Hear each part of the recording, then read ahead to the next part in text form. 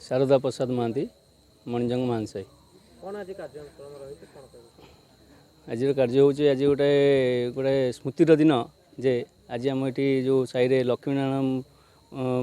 ठाकुराणी आम जो अनुष्ठान करुचु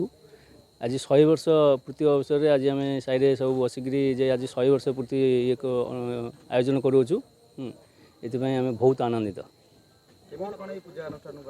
एक्चुअली आम तो कहीपरूनी के वर्ष आम बापा अजा भी सही कथा कहते हाँ किंतु आमर दुर्गाचरण महांती जे कि आमर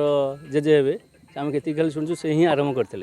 हाँ से ही आम ऐतिह्य हाँ तेणु आम आमर गोटे यहाँ जे अनुष्ठान जे वर्ष को थे या बहुत माने बहुत किंवदंती अच्छी आम यहाँ भी आदि कम समय में कहीपर ना आम बापा अजा भी सब जानते थे ठाकुर आमर माने एमती महिमा अच्छी थे आम विसर्जन करते आम शुणुलु आम जेजे विसर्जन कर रखीदे किंतु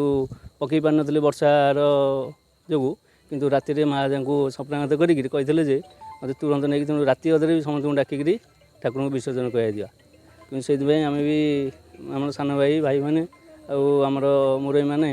गोटे ऐतिह्य यहाँ आमर तेणु आम सब चिंता करूँ माँ को आशीर्वाद सब आम सागर थाऊ आम एमती अनुष्ठान को आगू आगे केमी नौ माँ को ये आशीर्वाद आम ये कर। आज्ञा मो ना विमल भूषण महांती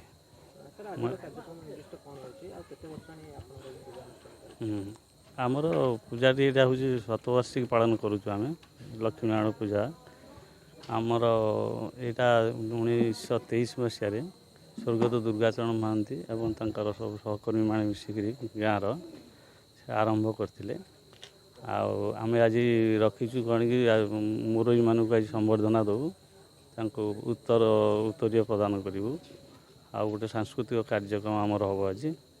या रखीचु आमर ये पूजा कमिटी मेन स्वतंत्रता हूँ आम कौन बाहर चांदा आदाय करूना आम जो 8-10 घर अच्छी तारी भितर आम सीमित रखी आमर कार्यक्रम आगे था। श्रुति माने से आप कहले गोटे कथा स्वप्नघात होता आम यहाँ गोटे भल कम करूँ कौन कि आम माँकर ये बेला आम गोटे अष्टमपरी करूँ अष्टमपरी आम हरिहाट टी करूँ हरिहाट माने आपणकर 64 जन ताकू भागवत पाठ करती बुझे से बहुत निराडंबर सागर बहुत भलरे आम कर था। असित कुमार महांती मणिजंग महांती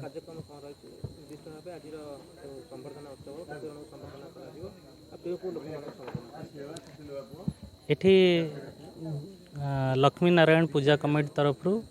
मणिजंग महांसे जो मैंने यहाँ 5 पीढ़ी धरिकी ये अनुष्ठान कार्यक्रम करी आसी तेणु ये जो मैंने ये कार्यक्रम रे संश्लिष्ट थिले आगधाड़ी थिले मुरमी माने थिले सेमानंको आज ये संबर्धित करा जिवार कार्यक्रम अच्छी एवं यापर एक भजन समारोह कार्यक्रम रखा ये पाखापाखि 100 वर्ष पूर्ति ए वर्ष आम पालन करुचु 1923 मसीह बोली समस्ते आमे तो जानी नथिलु जेहेतु पंचम पीढ़ी रे ए चली